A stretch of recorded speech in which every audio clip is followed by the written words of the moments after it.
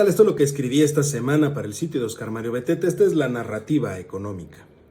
Y al final fue más importante el capítulo de la telenovela que el país, el Gran Macrado. Como es tradición en este espacio, quiero analizar con usted la publicación realizada recientemente por el Fondo Monetario Internacional respecto de las perspectivas económicas a nivel mundial y para nuestro país. Sobre todo porque prácticamente vamos iniciando el año y es muy importante que se tenga la opinión del organismo internacional presente sobre lo que sucederá durante este año que comenzamos. El reajuste que realiza el Fondo Monetario Internacional tiene como base las proyecciones que se dieron a conocer en el mes de octubre del año pasado, en el cual se esperaba un crecimiento del PIB mundial del orden del 4.9%. En su estimación de enero de este año se modifica a la baja esa tasa, quedando en 4.4%. Para América Latina, la proyección de octubre de 2021 era del orden del 3%, mientras que en el reajuste queda en 2.4%. Esta contracción de las tasas deja entrever que la recuperación económica que se tenía prevista para este año no se logrará en su totalidad. Si bien es cierto que existirán avances, no son lo suficientemente grandes, no tienen las magnitudes que se habían considerado en un momento dado.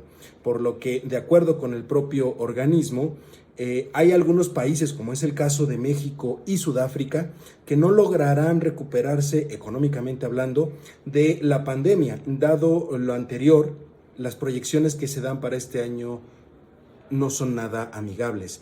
En el caso de nuestro país, la proyección del Fondo Monetario Internacional del crecimiento del PIB para 2022 era del 4% en el mes de octubre y el reajuste lo deja en el 2.8% para este año.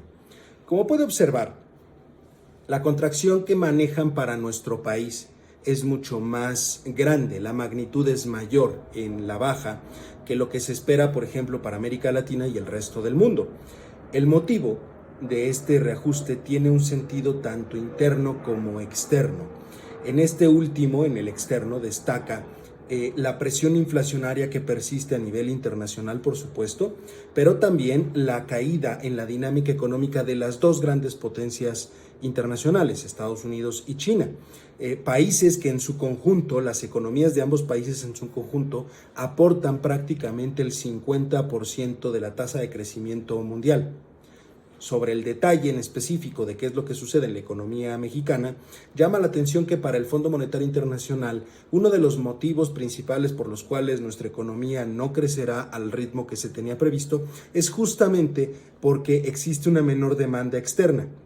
Aunque es cierta este tema, también es real que existen muchos factores internos que influyen dentro de lo que está sucediendo con la economía.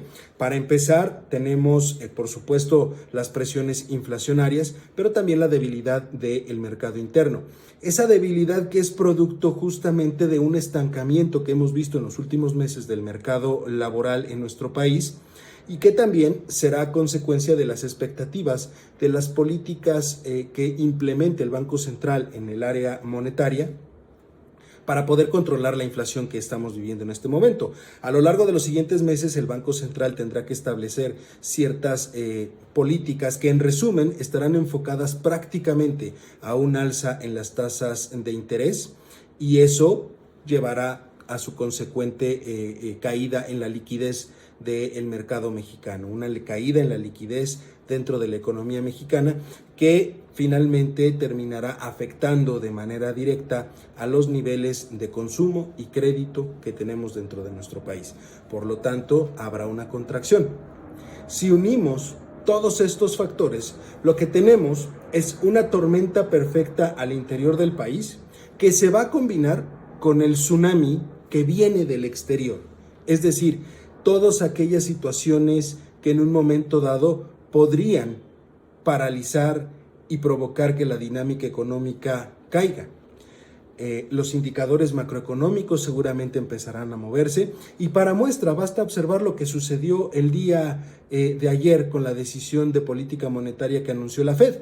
Si bien es cierto no modificó las tasas de interés de los Estados Unidos, sí provocó que el instrumento de referencia norteamericano se moviera tuviera una modificación y esto presionara a la baja a la moneda mexicana, con lo cual tuvimos una depreciación del peso y una apreciación del dólar.